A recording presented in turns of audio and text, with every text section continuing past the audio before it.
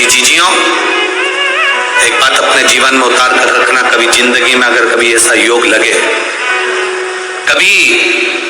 तुम्हारे जीवन में कभी ऐसा लगे, अब तो थोड़ी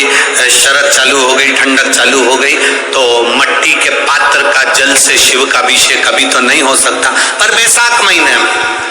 ज्येष्ठा महीने में कभी मौका लगे अपने जीवन में और तुम्हें लगे कि मेरे जीवन में दुख समाप्त ही नहीं हो रहा, मेरे दुख जा ही नहीं रहा, तो 5 बेलपत्र,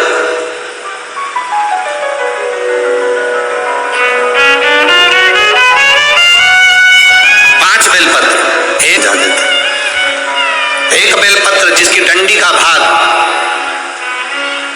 जल जहां से बहकर बाहर निकल रहा है, अशोक सुंदरी का स्थान देखा है ना सब लोगों ने, बस उसी स्थान पर पहली बेलपत्र,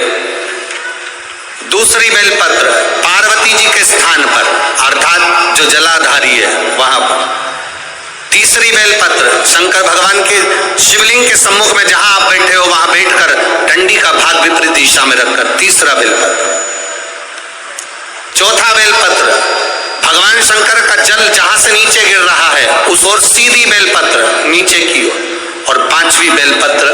शंकर भगवान के अशोक सुंदरी के स्थान को छुआकर नंदी के पास रखकर, जो घड़े में जल है अर्थात मट्टी के पात्र में जो तुम जल लेकर गई हो उस पात्र के जल से शंकर का अभिषेक कर देना, शिव को वो जल समर्पित कर देना। जिंदगी में कैसा भी दुख हो वो कटता ही है, वो दुख रह नहीं सकता, ये निश्चित था।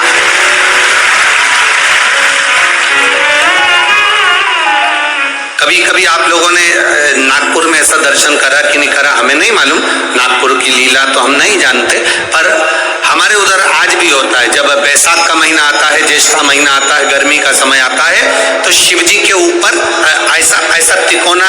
लोहे का कुछ एंगल बनाकर उसके ऊपर मिट्टी का हंडा रख देते हैं। अब यहाँ नागपुर में आप लोगों ने दर्शन करे ना करे वो हमें नहीं मालूम, पर अभी तक चांदी का लगता था, अभी तक सोने का लगता, पीतल का लगता, तांबे का लगता, पर जैसे ही बैसाख का महीना आया, जैसे ही ज्येष्ठा महीना आया, वैसे ही मिट्टी का पात्र रख दिया जाता, उसमें से बूंद बूंद पानी शिव जी को समर्पित। करें दर्शन यहाँ पर, किसी ने करे यहाँ रखते हैं लोग, ठीक है। शिव तत्व की प्राप्ति के लिए भगवान देवाधिदेव महादेव के आनंद सुख को प्राप्त करें।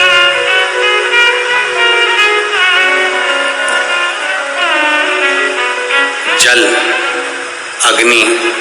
आकाश, वायु, पृथ्वी, 5 तत्व भगवान शंकर के ये 5 मुख है, इसलिए आरती में भी हम लोग कहते हैं